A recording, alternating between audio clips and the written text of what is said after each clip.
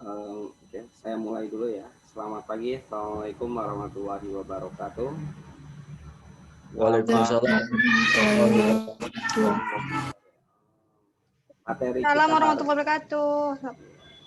materi kita hari ini yaitu tentang apa sih artikel ilmiah itu ya.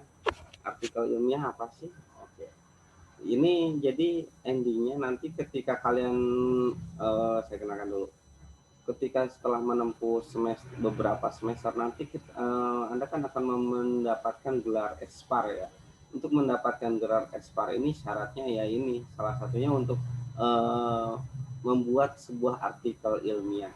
Karena di Stipram itu tidak ada skripsi, maka publikasinya itu diganti dengan artikel ilmiah yang dipublish di jurnal Stipram. Nih, jadi kalau universitas lain atau perguruan tinggi lain itu mereka membuatnya skripsi, terus skripsi itu nanti dirubah menjadi artikel, tapi yang dipublish itu hanya skripsinya saja. Tapi kalau di Stipram itu yang dipublish artikel ilmiah. Apa sih bentuk artikel ilmiah? Artikel ilmiah itu ya tidak jauh sama skripsi, karena artikel ilmiah itu cuma ringkasan dari skripsi. Kan kemarin kalian sudah belajar tentang proposal penelitian. Jadi sebelum penelitian Anda membuat proposal dulu, nanti setelah membuat proposal baru membuat bab 4, bab 5 hasil penelitian dan pembahasan. Di bab 4, bab 5 itu penutup, ada simpulan dan saran. Nah, nanti dari bab 1 sampai bab 5 itu nanti diringkasnya dalam bentuk artikel ilmiah ini. Oke. Kita masuk ke materi. Yang pertama, ini ada pengertian. Artikel ilmiah itu salah satu jenis teks akademik yang digunakan oleh instansi tertentu. Artikel ilmiah biasanya diterbitkan pada jurnal ilmiah, yaitu diterbitkan yang berkala, berisi kajian ilmiah, terus teori-teori dan sebagainya. Artikel ilmiah juga dapat digolongkan menjadi artikel penelitian dan artikel non penelitian. Nah, jadi artikel penelitian dan non penelitian. Kalau artikel penelitian itu sebuah karya tulis ilmiah berdasarkan hasil penelitian. Sedangkan untuk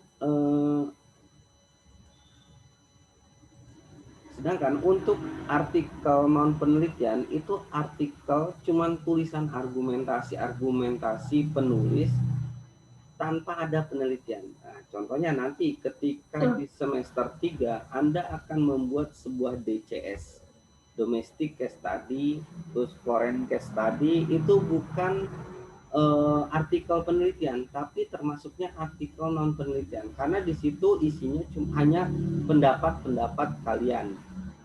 Ya, tolong dibedakan ya artikel penelitian dan artikel non penelitian.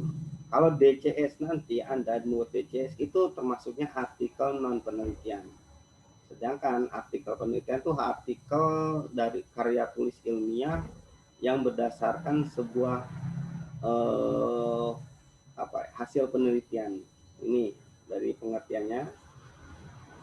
Yang kedua, artikel ilmiah penelitian itu laporan hasil penelitian yang dikemas sedemikian rupa sehingga menjadi sajian yang menarik untuk dinikmati, atau laporan penelitian yang disajikan dalam bentuk artikel. Jadi intinya seperti itu untuk artikel ilmiah penelitian. Sedangkan untuk non penelitian itu didasarkan pada penelitian dan biasanya merupakan ulasan konsep. Maksudnya apa? Jadi sudah diteliti, sudah diamati oleh orang lain, oleh kita, itu diulas. Diulas itu apa? Kita mengulas tuh apa sih kelebihannya, apa sih kelemahannya. Contoh ya, saya membuat penelitian itu tentang peningkatan wisatawan di Embung Kali Aji, Sangurjo, Turi, Sleman, contohnya itu. Lah terus oleh Vira itu dibuat sebagai artikel non penelitian. Jadi Vira ini tidak mengadakan penelitian ke objek, ke embungnya itu, ke embung kali aki. Kalau embung itu kalau bahasa Indonesianya itu danau ya, kalau bahasa Jawanya itu embung. Nah, itu Vira itu tidak tidak melakukan penelitian di embungnya, di danaunya, tidak. Tapi Vira ini hanya mengulas dari hasil penelitian saya. Nah, hasil penelitian saya terus diulas, oh ternyata di embung kali seperti ini. Nanti ditambahi dengan argumentasi Vira ini sebagai penulis non penelitian. Ini dari artikel non penelitian. Oke, selanjutnya struktur. Ya, ini kita masuk ke struktur. Struktur dalam teks artikel ilmiah ini ada judul, nama penulis, instansi, abstrak. Abstrak ini dibuatnya nanti carry terakhir ya. Dibuatnya terakhir. Terus pendahuluan, metodologi penelitian, hasil dan penelitian pembahasan, simpulan, serta daftar pustaka. Ini yang harus ada dalam artikel ilmiah. Tapi ya mohon digarisbawahi ya, ini dalam tanda kutip ya. Masing-masing instansi itu berbeda-beda dalam membuat skematika atau struktur teks artikel ilmiah. Oke, contoh di jurnal Stipram itu di jurnal Stipram itu seperti ini. Di jurnal Stipram itu strukturnya seperti ini. Tetapi ketika kemarin saya baru mau mempublish jurnal, saya mempublish jurnal di Purwokerto, universitas apa saya lupa, di Purwokerto, Unsut apa itu ya, saya lupa. Itu beda. Ternyata di Unsut itu hasil ini disendirikan. Hasil penelitian ini judul sendiri, pembahasan juga judul sendiri. Nah, terus banyak lagi pendahuluan dan terus ada kajian teori dan sebagainya. Nah, ini jadi masing-masing instansi itu berbeda-beda dalam menulis skematika atau struktur teks artikel ilmiah. Itu dari strukturnya ya, dari skematika cara penulisannya. Yang selanjutnya nanti kita akan bahas one by one ya, satu-satu. Ini dari judul sampai daftar pustaka, apa saja sih yang harus ada dalam judul, terus dalam abstrak, dalam pendahuluan, dalam metopen, dalam hasil pembahasan, simpulan dan sebagainya. Ini yang pertama, dari judul. Judul ini harus singkat, tepat, sesuai aturan penelitian. Nah, contohnya kemarin judul penelitiannya itu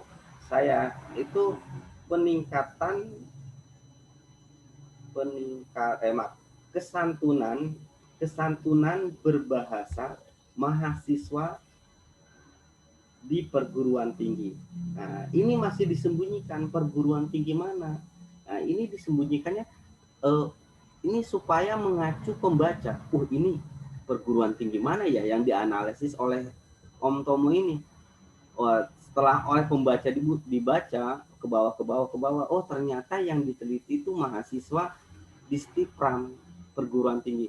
Jadi bolehlah Anda membuat judul yang bikin penasaran pembaca ini. Tapi harus berdasarkan aturan penelitian ya. Nah, aturan penelitian apa? Salah satunya tidak boleh mencantumkan ya, tidak boleh Anda contohnya seperti judul saya tadi. Saya kan tadi meneliti tentang kesantunan berbahasa mahasiswa di perguruan tinggi melalui media sosial. Nah, ini saya sengaja tidak mencantumkan Stipram. Karena ini aturan penelitian itu tidak boleh menjelek-jelekan dalam judul. Dalam judul itu tidak boleh menjelek-jelekan lembaga atau instansi tertentu. Selanjutnya ini yang judul itu menggambarkan keseluruhan isi naskah, khas dan akurat, memperlihatkan fakta aktual dari isi, dibuat sebelum merancang penelitian atau membuat artikel setelah konsep selesai. Ini dari judul. Ada pertanyaan? Sambil ngopi ya, silakan ya yang mau makan. Ada pertanyaan? Belum, Pak. Lanjut. Lanjut ya. Kalau tidak ada, langsung. Yang selanjutnya cenderung bersifat indikatif daripada informatif. Indikatif maksudnya apa? Ya, yang seperti tadi, indikatif itu seperti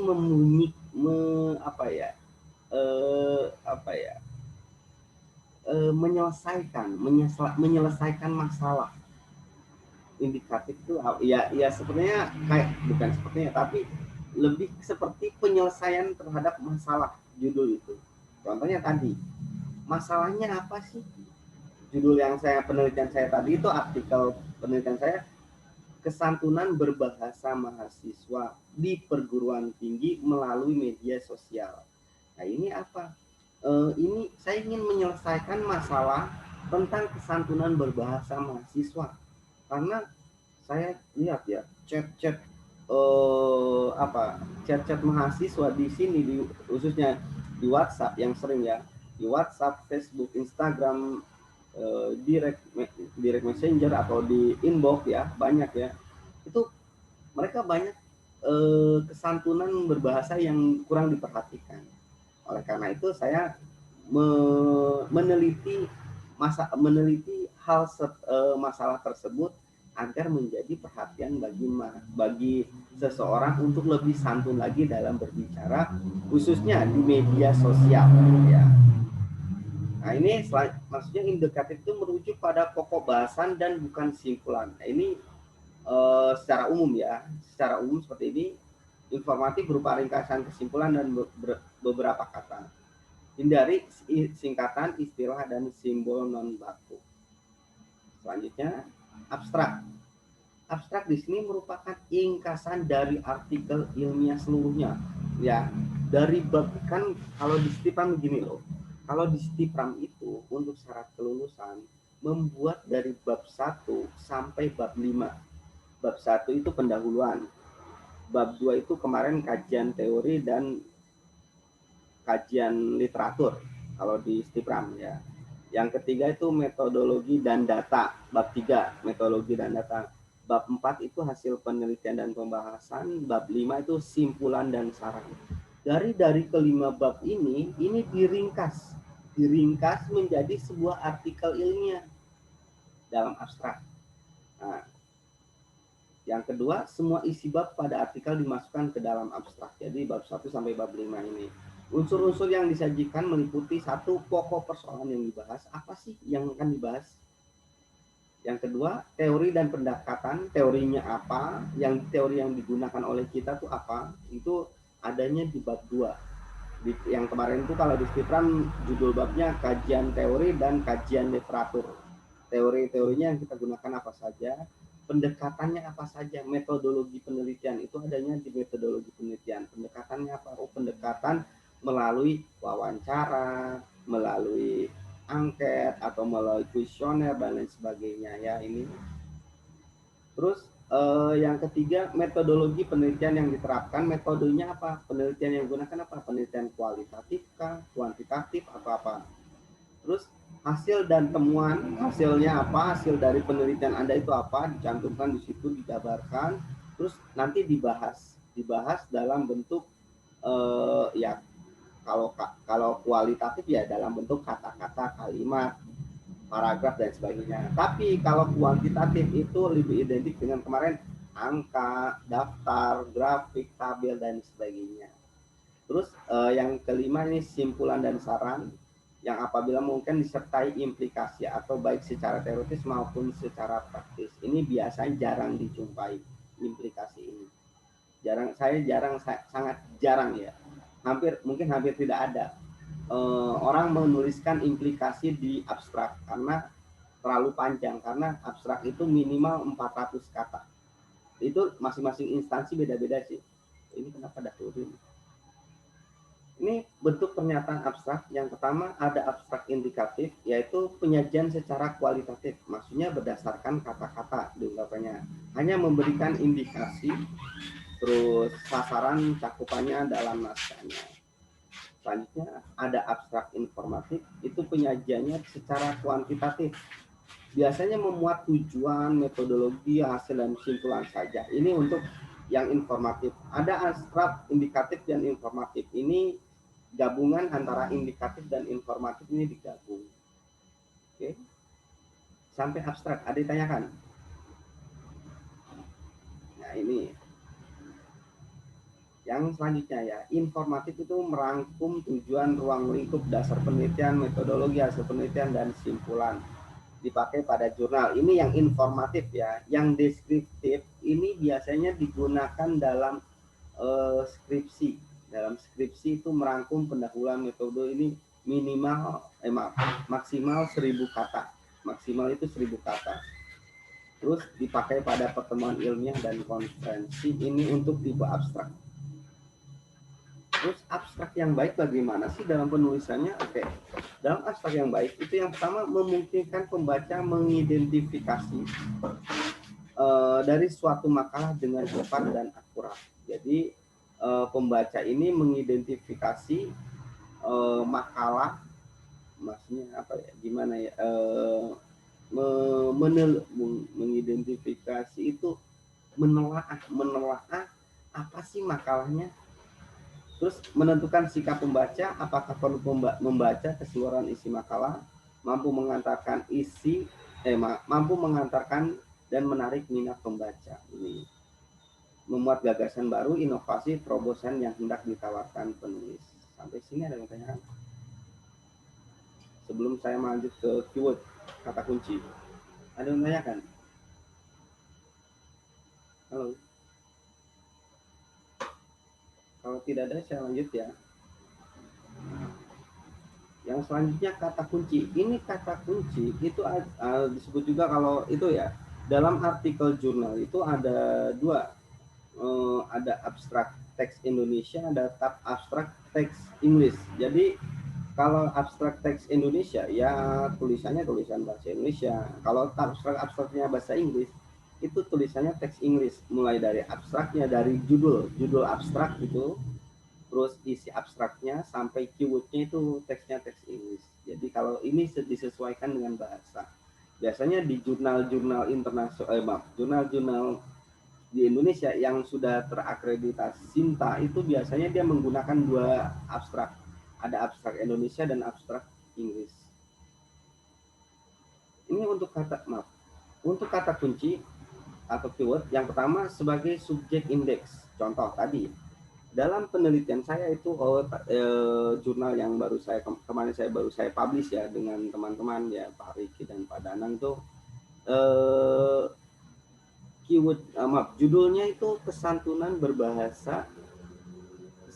berbahasa mahasiswa di perguruan tinggi melalui media sosial. Jadi dalam keyword saya itu saya mengambil dari beberapa variabel. Ada variabel terikatnya, ada variabel bebas 1 dan variabel bebas 2. Jadi saya mengambil dari variabel terikat tentang kesantunan berbahasa, terus variabel bebasnya saya mengambil tentang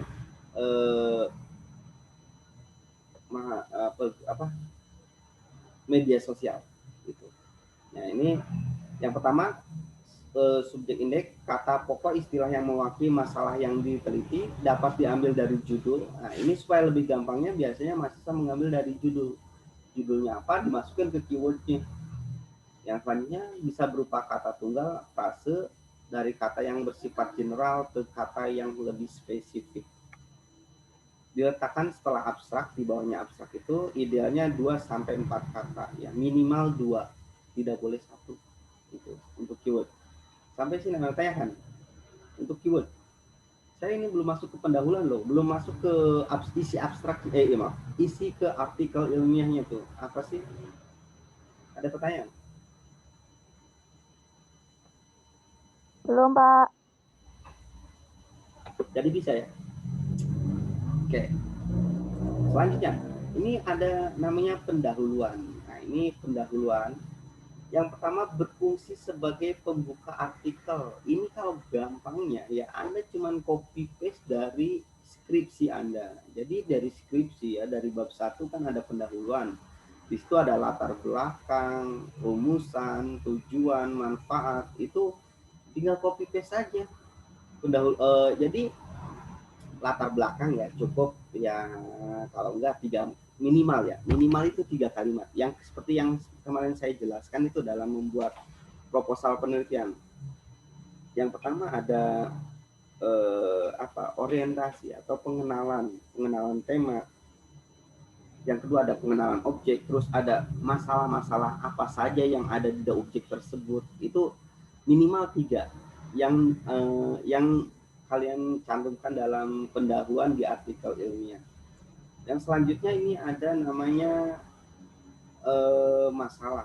masalahnya dalam rumusan masalah tinggal copy paste. Jadi masalah-masalah yang diangkat oleh peneliti itu apa saja diangkatnya. Nanti saya tunjukkan contoh artikelnya ya. Ini, terus pada bab pendahuluan sudah disinggung teori. Jadi teori itu, jadi yang di bab 2 kajian teori dan kajian literatur itu dipindah di copy paste ke pendahuluan, di pendahuluan yang ada di artikel ilmiah. Ini dicantumkan di sini. Ya. Selanjutnya tinjauan pustaka. Tinjauan pustaka itu sama seperti kajian penelitian relevan, atau kalau di perguruan tinggi Anda itu namanya kajian literatur. Kajian literatur itu sama dengan tinjauan pustaka, penelitian relevan, itu sama saja. Cuman penulisannya beda. Intinya sama. Selanjutnya, ulasan yang kedua berisi tinjauan kritis terhadap penelitian-penelitian sebelumnya. Ini sama sepertinya, kerangka pikir uraian dapat berupa bagan yang menunjukkan peta atau jalan penelitian. Ini untuk kerangka pikir ya. Selanjutnya metodologi penelitian. Ini ya mohon perhatikan. Dalam artikel ilmiah itu tidak ada bab, hanya ada subbab. Subbab juga itu tidak ada penomoran. Cuman nanti pendahuluan dicetak tebal di bagian kiri atas ya. Terus penjabaran pendahuluannya apa? Terus tadi ini yang kedua metodologi penelitian, penelitiannya apa? Ini dalam metodologi penelitian itu memuat uraian tentang jenis dan desain tata cara pelaksanaan penelitian. Apa saja sih penelitiannya apa, jenis penelitiannya apa, desain penelitiannya bagaimana, terus penelitiannya itu menggunakan instrumen-instrumen apa, nanti dicantumkan dalam metopen ini. Terus dijelaskan juga secara rinci pendekatan yang digunakan apa, pendekatan kualitatif kah, kuantitatif, apa ada sebagai yang kualitatif kan bukan banyak, ada observasi, ada studi kasus dan sebagainya. Oke. Sampai sini instrumen dan sampai metode penelitian ada yang mau ditanyakan? Ini saya rencana untuk hasil saya jelaskan minggu depan. Ada yang mau ditanyakan sampai metodologi penelitian? Silakan kalau ada pertanyaan.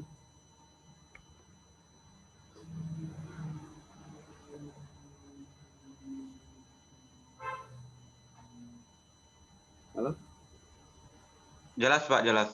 Benar ya. Ini benar Pak. Sebentar, saya tunjukkan contoh artikel ya.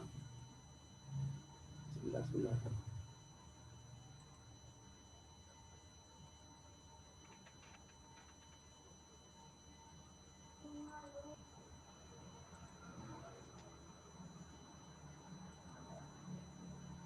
Ini saya tunjukkan contoh artikel jurnal. Ya. Ini contoh artikel jurnal yang baru publish kemarin. Ini contoh.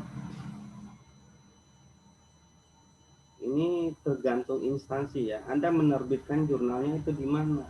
Masing-masing instansi itu yang saya jelaskan tadi di awal, sistematika atau skematikanya itu berbeda-beda masing-masing instansi. Contohnya UNY dengan UGM itu beda, walaupun sama-sama di lingkup ya, di lingkup satu universitas, ada satu lingkungan itu beda-beda. Mungkin di UNY kayak gini, UGM ya kayak gitu ya kan.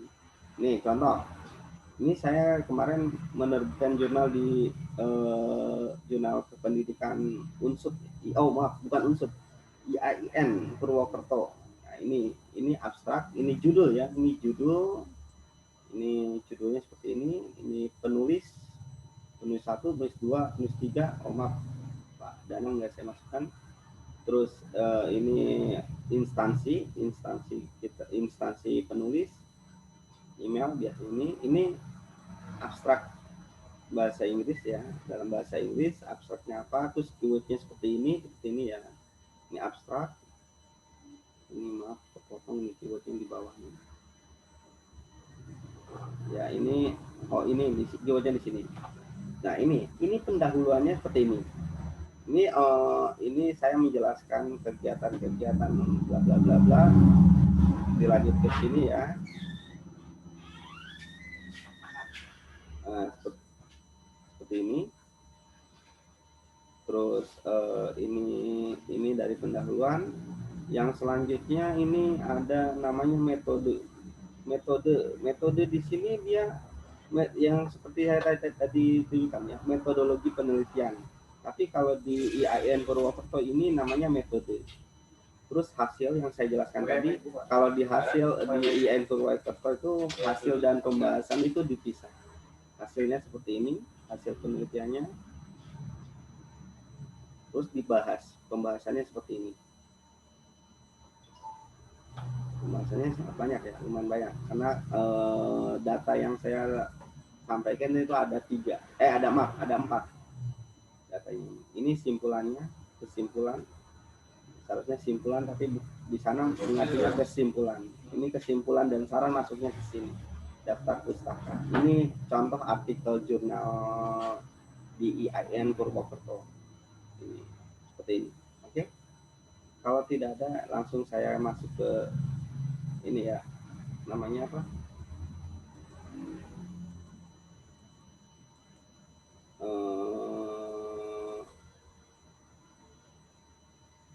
Saya presensi dulu.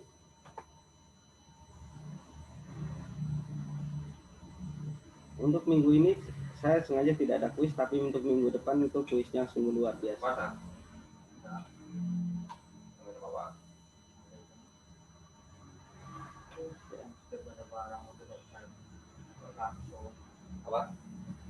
Ada barang untuk kontak Samsung. Samsung berapa? S12. Ini masuk semua deh.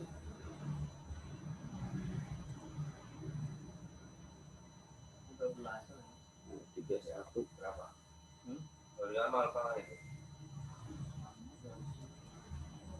Barunya itu dulu 18. Apa bagus? Bagus kok. Coba. Harus mahal. Di sama udah. Frequency-nya udah tinggi. Enam itu ya. Layarnya. Mbak Fira. Halo Mbak Fira. Ya Pak, gimana Pak? Yang hadir kayak kemarin lagi ya, ini down nih. Nggak bisa dibuka presensinya. Oke Pak. Ya, saya tutup dulu ya. Ini materi kita udah selesai. Mohon maaf ya, ada kekurangan lebihnya. Saya mohon maaf sebesar-besarnya. Selamat pagi menjelang siang. Assalamualaikum warahmatullahi wabarakatuh. Waalaikumsalam warahmatullahi wabarakatuh.